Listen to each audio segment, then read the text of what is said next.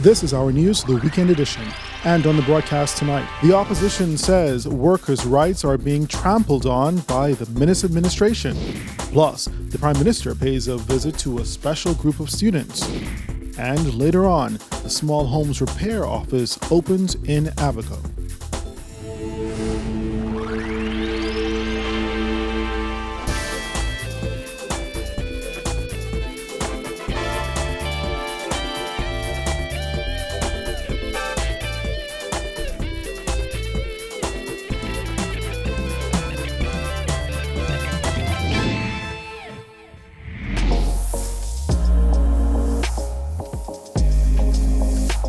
Our News is brought to you by Alive. Good evening, I'm Andrew Knowles, and thanks so much for joining us. Following workers of the Water and Sewerage Corporation's decision to return to work after nearly a week of protests, the opposition leader is continuing to speak out that workers' rights are being trampled on by the current administration. Giorgio Bain reports. Progressive Liberal Party leader Philip Brave Davis said after witnessing the back and forth between the Bahamas Utility Services and Allied Workers Union and executive management, he has concluded that the workers' rights have regressed and the government is forgetting the importance of the Bahamian workers. There's no doubt that the rights of unions and workers in particular have regressed under this government. This government has not in any way shown any respect for the dignity and the value of workers. They have not shown an appreciation that the economy only moves if you have people working. Davis admonished Executive Chairman Adrian Gibson to step away from the boss mentality. He has what I call this boss mentality. And the boss mentality says it is my way or the highway. And this is what has been the complaint of numerous of the workers, from the management right on down to the line staff, that he shows no respect. He acts very often on just this is what he wants, and without regard to working in what I call a partnership with the workers. Davis, who met with the union members during their recent strike, came under fire on social media after referring to Gibson's behavior as childlike. Well, he defended those comments. I was talking about his conduct, his childish conduct. I mean, I could have used the word puerile, which I could have done, but I wanted people to understand what I was saying, that he was conducting himself. The conduct, his behavior was that of a child, not that he was in fact a child, but the way he was treating and responding to the issues that confronted the corporation vis-a-vis the workers and their complaints was childish. Why? And lacked maturity. What he needed to do was sit and engage. You do not resolve disputes without sitting and engaging the other side.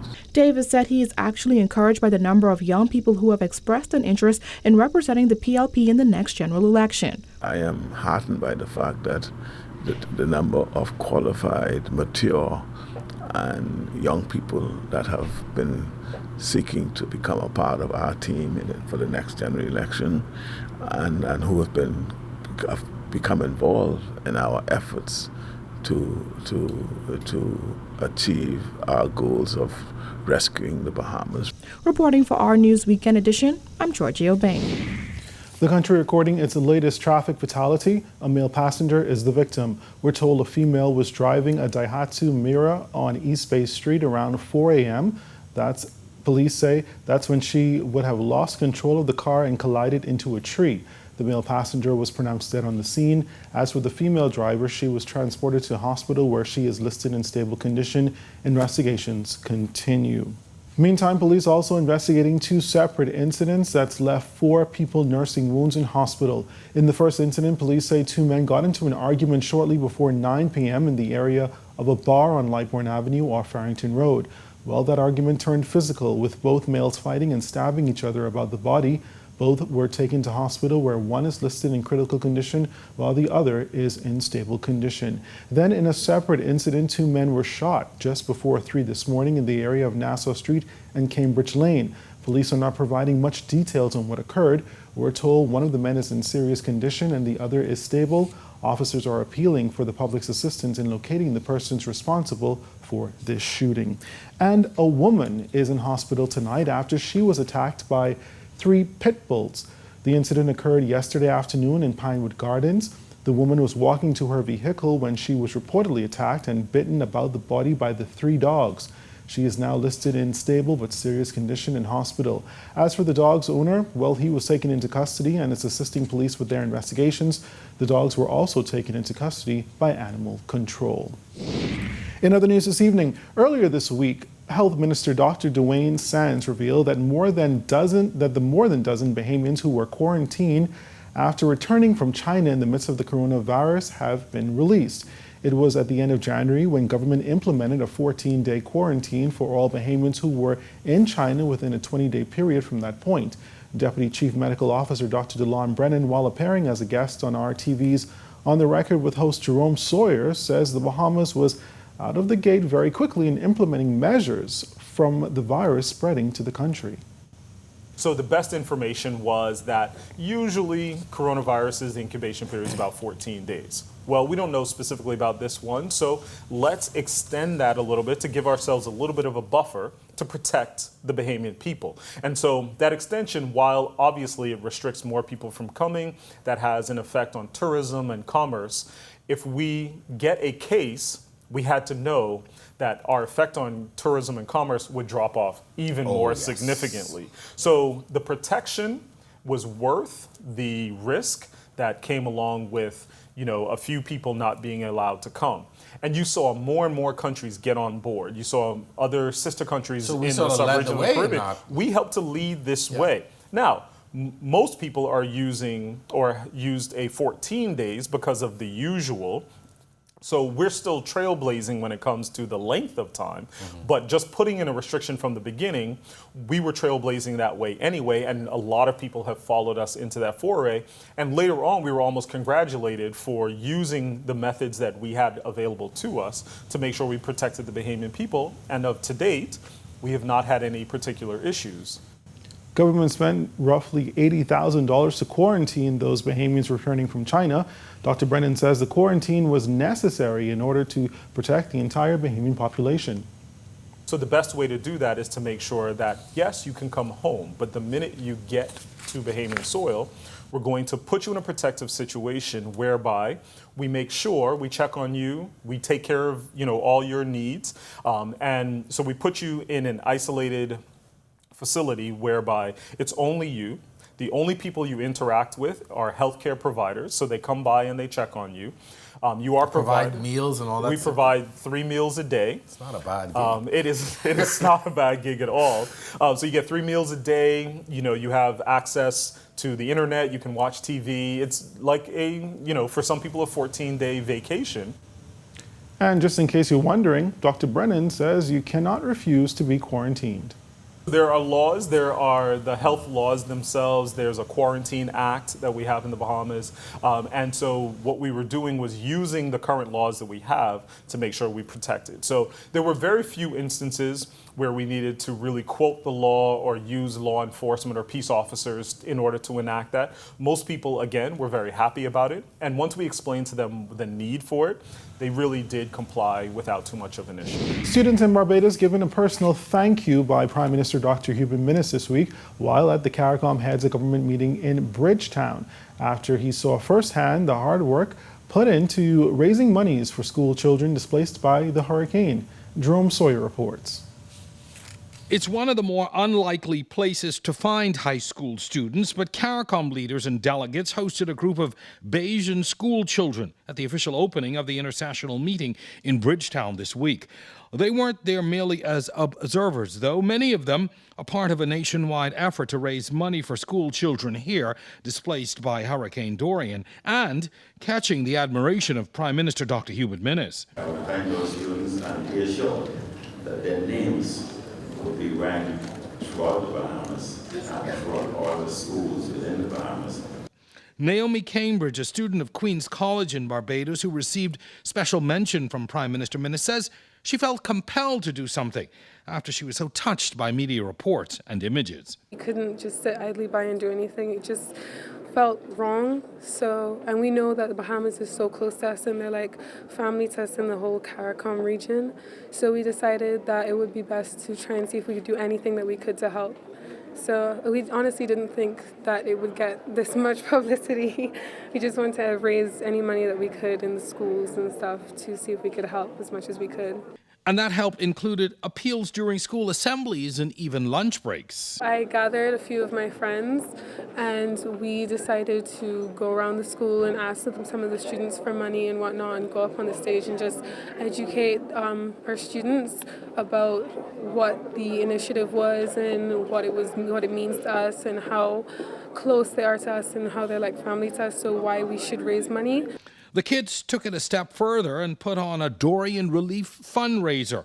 Amber Hinkinson, a student of a lodge school, says she was inspired by the feeling of what if. Whereas that could have been us, and it was a devastating thing that occurred. So by doing an event, which also brought awareness to students, where persons volunteered, persons in the Barbadian society came together and donated their funds and services by performing, that encouraged students to come up to the event and supported it. Even students that didn't come into the event still contributed money, and that showed that yes, they did not care about the music, but they were aware of the tragedy that occurred. And the Prime Minister's personal recognition of their efforts was thanks enough. I was immensely honored to have the privilege to be in his presence, of course. It allowed us to see that the schoolwork that we're doing applies to life and how it can be used in all aspects of life. Personally, I feel as though that they didn't have to do it, but they did, so I feel honored. I am very grateful and thankful that both of them took time to thank us for being here and also inviting us. It was a great privilege to be here and to hear all of the stuff pertaining to CARICOM and how we're family and stuff like that. The Bahamas' ambassador to CARICOM, His Excellency Reuben Ramming, says once government was made aware of what these kids had done, the Prime Minister insisted on saying thank you. Seeing the children of Barbados respond that way means that that's the fruit of Barbados. Could you imagine what the parents are thinking, knowing that the children are doing this? So they gave us a glimpse into the heart of Barbados, and the fitting response is for Barbados to have a glimpse into the heart of the Bahamas. And no one more fitting than the leader to look them in the eye and personally say thank you. Reporting for Our News, I'm Jerome Sawyer. All right, thanks a lot, Jerome. Well, still ahead tonight, the Abaco Small Homes Repair Office officially opens, so stay with us.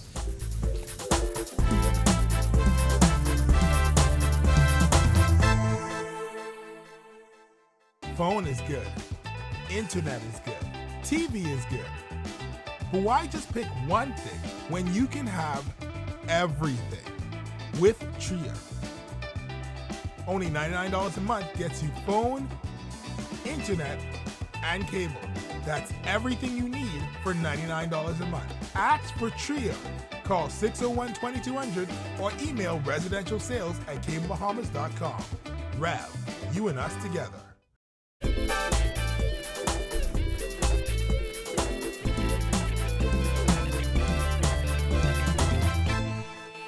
The Disaster Reconstruction Authority officially opened the Small Homes Repair Program Office in Abaco this week, according to Disaster Reconstruction Authority Chairman John Michael Clark. According to Clark, a New Providence office will be opened in the future for storm survivors who may have relocated to the capital. Additionally, he says 2 60-acre tracts of land on Abaco would be open for housing developments. Last week we would have opened the Grand Bahama, the Freeport office. This week we are focused on Abaco, so persons now can go to the government complex in Abaco and they can register online to get their homes repaired. From what I understand, the program is being well received in Grand Bahama. We're going to have, along with the Abaco office, we're actually going to have an office here in Nassau. Clark stressed that the program is for those in the disaster zones only. The program allows residents whose homes were completely damaged to receive $10,000 in vouchers. Those with severe damage will receive $7,500, moderate damage $5,000, and minimum damage $2,500. Additionally, only uninsured houses and Bahamian homeowners can provide proof of residence at August 31st, 2019 will be eligible. Clark said the program is part of the authority's focus on permanent housing solutions from the storm. Don't forget now, the Prime Minister has outlined that there are two 60-acre tracts that we would be encouraging local and international developers to come in and develop. So we want to get back to providing permanent homes for persons. That is the ultimate reconstruction goal. With Our News, the weekend edition comes back from the break. The Tall Pines MP hits back at the area's former MP. We'll tell you all about it.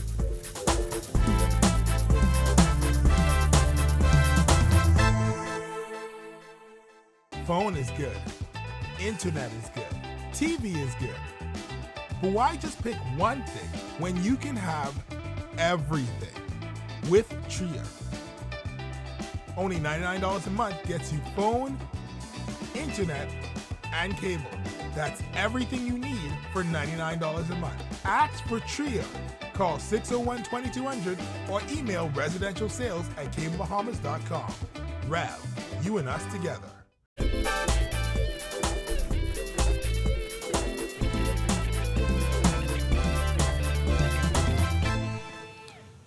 Welcome back to Our News, the weekend edition.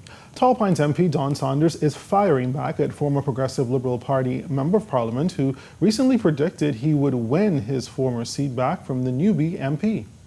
I'm going to be voted in again on my works, not my thoughts. I went on the streets of Tall Pines and I told the people of Tall Pines that if elected, I would do several things.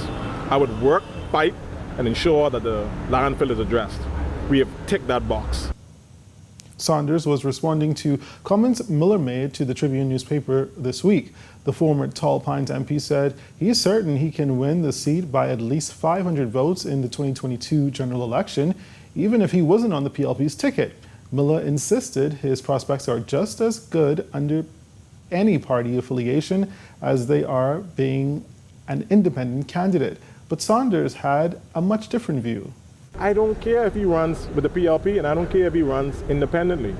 I'm going to go on my soapbox in the next few years, 2 years, or whenever election is called, and I'm going to point to these various developments or these various projects that we have succeeded on and the projects that we intend to continue to succeed on.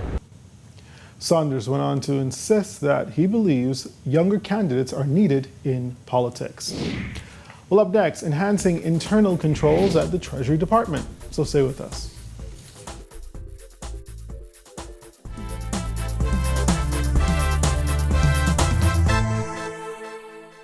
Phone is good. Internet is good. TV is good. But why just pick one thing when you can have everything with Tria? Only $99 a month gets you phone, internet, and cable.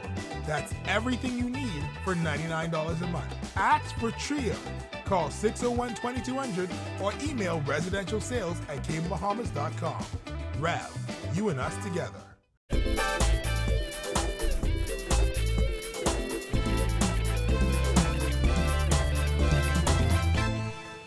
The Public Treasury Department hosting an accounting officers seminar Friday morning under the theme Enhancing Internal Control.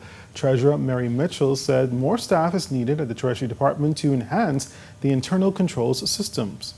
We want to make sure we have adequate staffing in all the account sections so we can have proper segregation of duties. That is key. And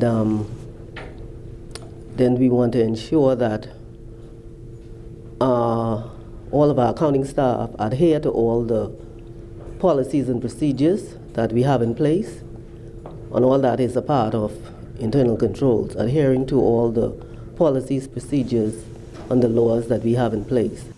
Mitchell says the department has been working through a few minor glitches in the new accounting system, but so far it's been a mass improvement from the older model.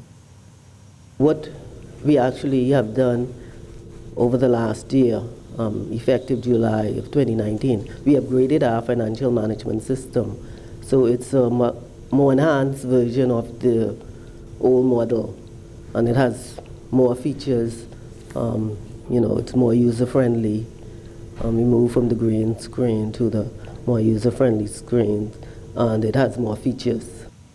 Well, that's a look at stories making news this evening, but stay tuned. Our weekend weather forecast is coming right up.